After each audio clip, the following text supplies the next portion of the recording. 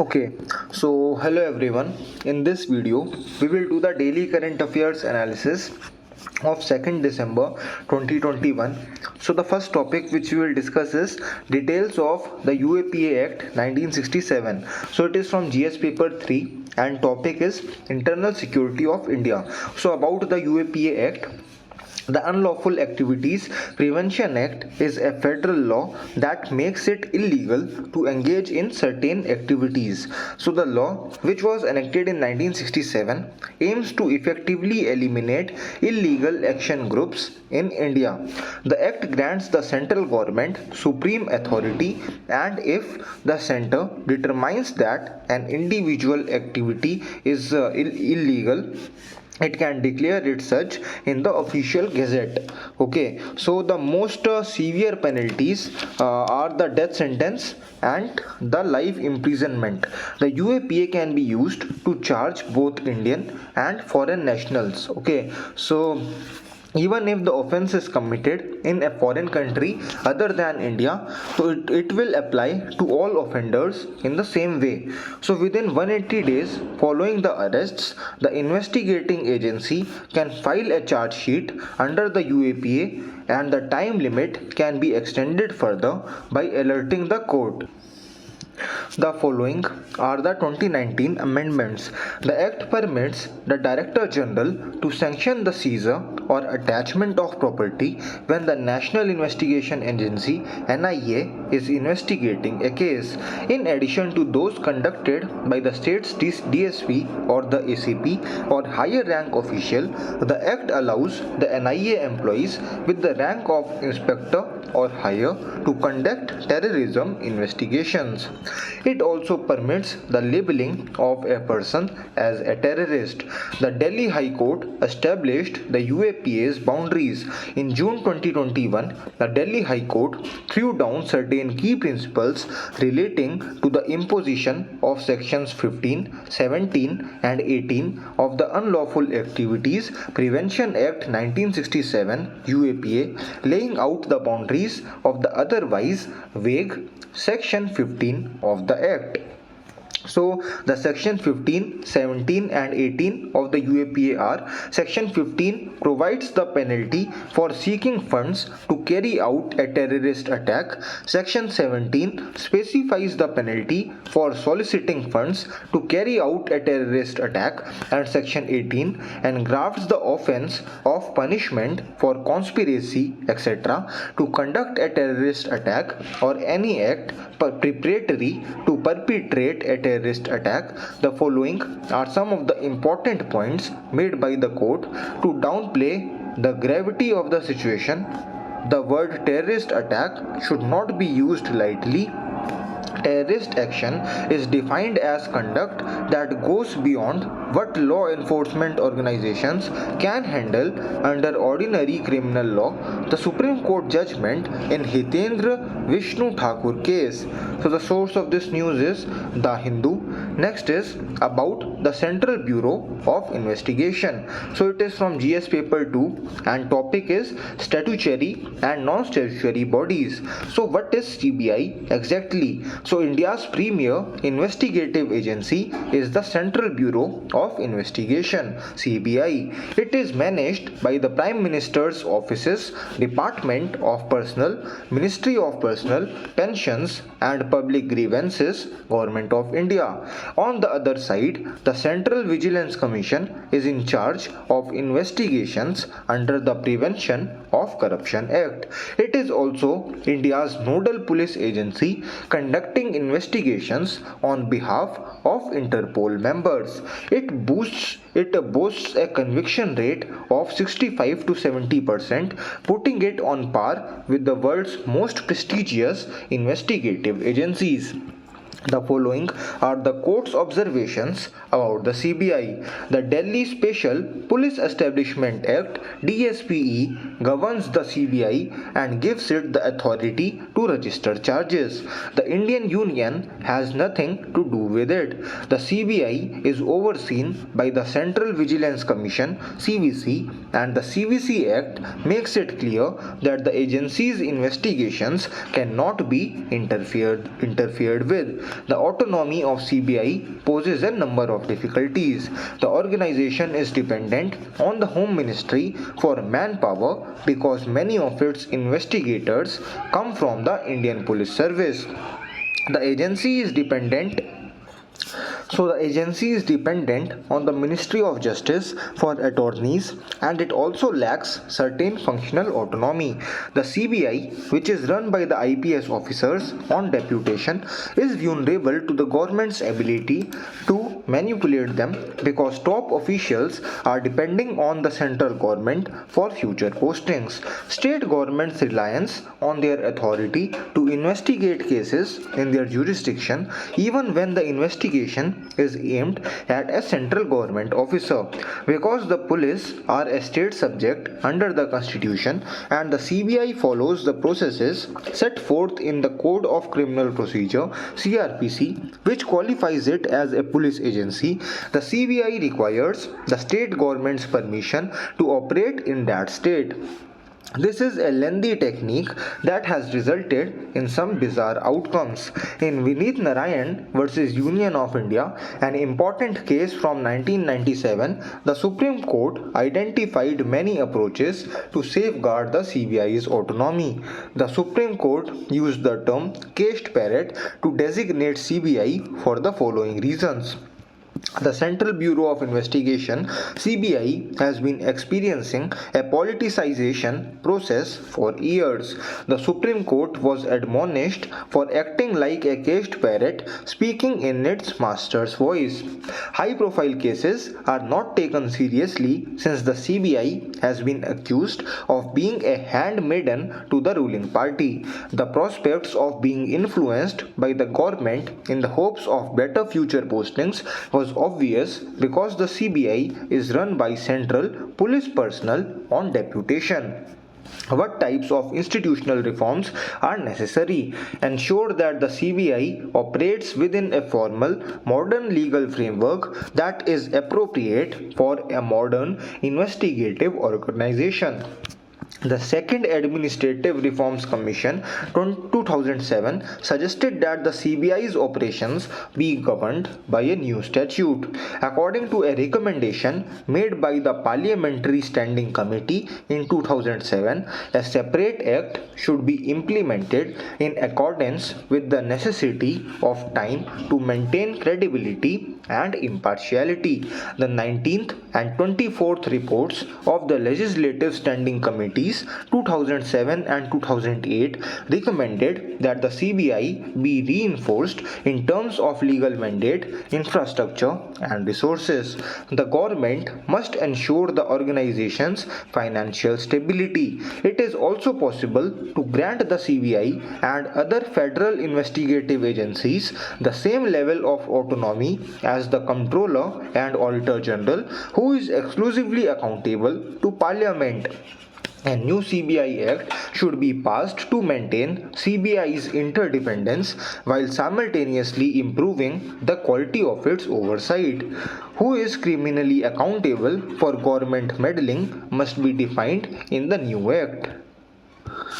One of the Supreme Court's demands, which is in line with the international best practices, is that the CBI develops its own dedicated cadre of officials who are unconcerned with deputies or abrupt transfers. Despite worries about political abuse of scrutiny, more effective parliamentary oversight of federal criminal and intelligence agencies could be a step towards greater accountability. The source of this news is The Hindu. Next is about the Dam Safety Bill. So it is from GS paper 2 and topic is government policies and interventions. So background: opposition members of parliament in the Lok Sabha have expressed grave reservations about the centre's decision to introduce the Dam Safety Bill 2019, claiming that the legislation, which is ostensibly aimed at providing uniform safety measures across the country, will undermine state government's powers because water is a state subject. The following are some of the concerns raised. The bill focuses too much on structural rather than operational safety. People who have been hurt by dams have not received proper compensation. A neutral regulator as well as a clear description of stakeholders are essential. Many states complain that it infringes on state autonomy over dam management and violates the Constitution's federalism principles. They see it as an attempt by the center to consolidate power under the guise of security concerns. The central government's position, despite the fact that the subject is outside of Parliament's jurisdiction, the center has chosen to present the bill because dam safety is a key concern in the country. Furthermore, no legal or institutional safeguards are in place currently. The following are the highlights of the 2019 Dam Safety Bill. The bill stipulates adequate surveillance, inspection, operation, and maintenance of all designated dams in the country to ensure their safe functioning. The bill creates a national committee on dam safety which will draft dam safety policies and make recommendations for any necessary legislation. The bill creates the National Dam Safety Authority as a regulatory body charged with enforcing the country's dam safety policy, rules, and standards. The bill mandates the formation of a state committee on dam safety by the state government. Significance. The bill will help all Indian states and union territories implement uniform dam safety protocols that will assure dam safety while also protecting dam benefits. This will also help to safeguard human life, animal life, and property. Monthly dam inspections, an emergency action plan, a thorough dam safety review, enough repair and maintenance money for dam safety, and instruments and safety instructions are all included. It makes the dam owner responsible for dam safety and contains penalties for certain actions taken or not taken. Need. Over the last 50 years, India has made substantial expenditures in dams and related infrastructure, and it now ranks third in the world in terms of the number of large dams, trailing only the United States and China. In the country, there are currently 50 to 54 large dams in operation with another 447 under construction. Thousands of medium and small dams are also present. While dams have played a vital role in India's agricultural growth and development, a unified legislative and administrative structure to assure dam safety has long been needed. The Central Water Commission has been making constant efforts in this regard through the National Committee on Dam Safety (NCDS), Central Dam Safety Organization (CDSO), and State Dam Safety Institutions (SDSO). However, these organizations have no statutory authority and are mainly consultative in nature. This is problematic given that 75% of India's large dams are over 25 years old, with 164 dams over 100 years old. A badly managed, hazardous dam can jeopardize human lives, flora and animals, public and private assets, and the environment. In India, 36 dams have failed in the past.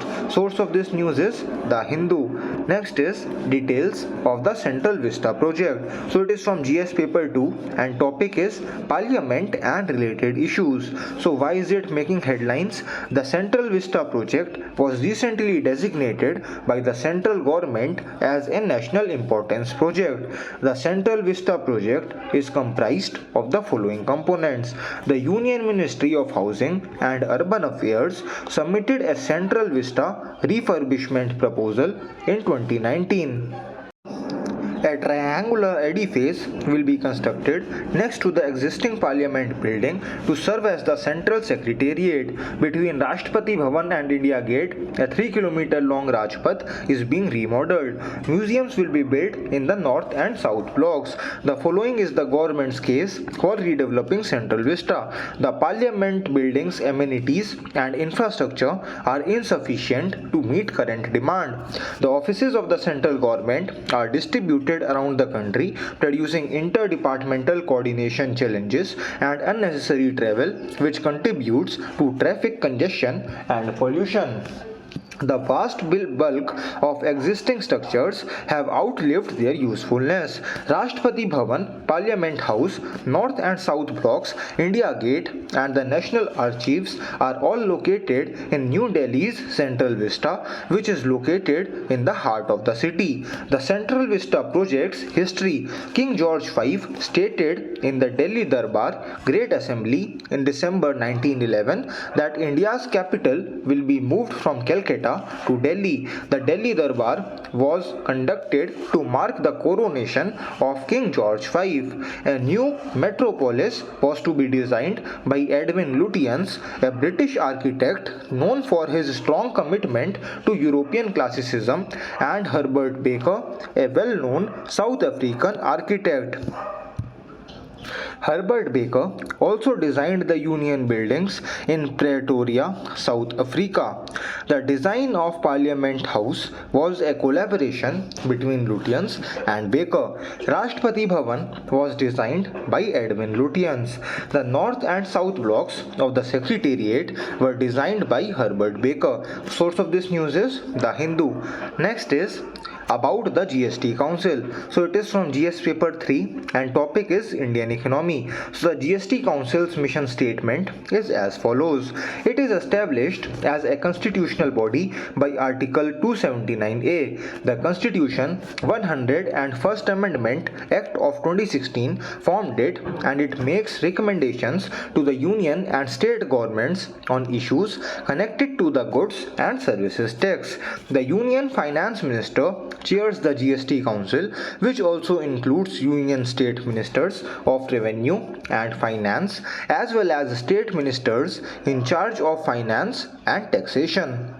It is a federal body with equal representation for the federal government and the state governments. The GST Council has the following responsibilities. Every decision of the GST Council must be taken by a majority of at least 3/4 of the members present and voting in accordance with the following principles. The vote of the central government will be weighted at 1/3 of all votes cast, and the votes of all the state governments combined will account for 2/3 of the total votes cast. In the Economic Survey 2017-18, the GST Council was praised for its cooperative federalism approach, which brings the center and states together and may be implemented to a number of policy initiatives. Source of this news is The Hindu. So next is about the state butterfly of Kerala.